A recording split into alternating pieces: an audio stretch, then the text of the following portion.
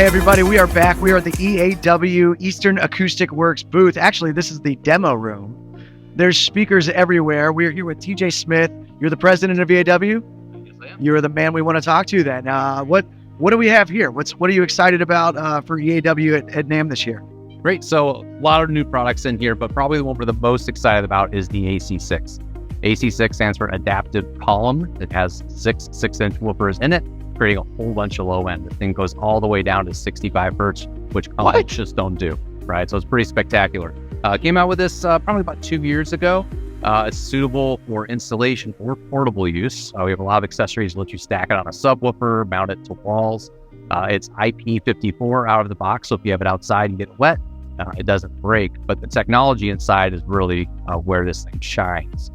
Yeah, is this demonstration here? Yeah, so it's an adaptive product, which means that in this vertical direction, we're able to customize coverage. So you give the software a target, you tell it where the audience is, and it will aim itself at that area. It's just a matter of seconds. On the fly. So every show you do or everywhere you set it up venue, you can change that orientation. Positively. So let's say you had to get it up really high because you had a visual element like a screen. Well, you can adapt it down low to only hit the audience. So pretty spectacular technology. It's in our flagship line. We call it Adaptive, Anya, Anna, and Otto. This is the smallest form factor. And inside of it, pretty exciting complement of technology. So there are 3 of these modules located inside, right? And each one of them has 10 high-frequency drivers. So a total of 30 high-frequency drivers. Each one of these has its own amplifier and processing channel. So we can tune the signal going to every one of these drivers. Each driver has its own. Exactly. And that's how we get that steering that happens. And also they're very close. So they're about an inch apart, giving us control of frequencies of that wavelength. So we can go very high frequency in our control of that sound. And then behind there are the 2 woofers. So there's 6 total. And that's how we get that 65 hertz of frequency response, really nice and down low. That's unbelievable. And how loud does it get? What's the decibel? Do you know the max? Well, it depends on how far you're throwing it. But it's one of the things we like about it is a column that can keep up with a line array. We love to actually shoot this out against line arrays because it gets just as loud. And people look at it and say, am I listening to the column or the line arrays? No, it's the line array, but that's what you get with all of that power. All of those amplifier channels and transducers in this small package gives you incredible performance. That's unbelievable. And so there's 2 of them stacked on, there's 2 right here. Can you keep going? Like does it work kind of like a line array where you can have as many? Absolutely. You can stack as many of these as you want. We've tested with as many as 10. They have an IR sensor at the top and the bottom. So when you stack them, they know where they are. The software addresses them as one unit. So you tell it, I want to hit this to this, here's my target, and they will all behave in an appropriate way. And we are back here at EAW. I'm with TJ Smith, who's the president of Eastern Acoustic Works. And now we're going to get into some more traditional kind of line array, major PA setups for the big venues, big outdoor concerts, festivals, things like that. I'm sure these are stellar for that. Absolutely. So this is NTX 210 because there are 2 10-inch woofers in here centered around our isophasic waveguide. And it's exactly like you said, more of a traditional line array, but this is powered. And similar to AC6 that we just talked about, there are IR sensors between each of these. So when you and inclinometers. So when you set this up, it knows where each cabinet is, its relative angle, and then a lot of decisions about how far this top cabinet is throwing or what's going on with the array is automatically calculated and added to the DSP. Oh, and how this is endless. I mean, how many can you stack on, or what's the max you've seen? Well, max I've seen 26 or so, but our resolution software, if you build the array in there, will tell you how many you can safely hang from a fly bar or stack on top of a subwoofer. So that's all part of that software. I see. And these subs, I mean, these are gigantic. I'm sure we're not using these at all right now in this room because we'd all be blown out. But you have to come back for the demo. But absolutely, we do use these in the demo. But this is the SPX 218, so a dual 18-inch subwoofer. It is also powered. Really a standout in our catalog for output and power. Really good low frequency coming out of this guy. Sure. And then with the AC6, you had talked about using with a sub as well. So this is the SPX 118. And the AC6s work with these. By the way, do they work with these big boys? Of course, yeah. So we can talk about that, right? So SPX 118, It's a 218 with one 18-inch woofer in it, right? Same idea going on there, but they both have a threaded pole insert on top of them. So 218 and the 118 do. And then we have this plate here that you can mount into that threaded insert.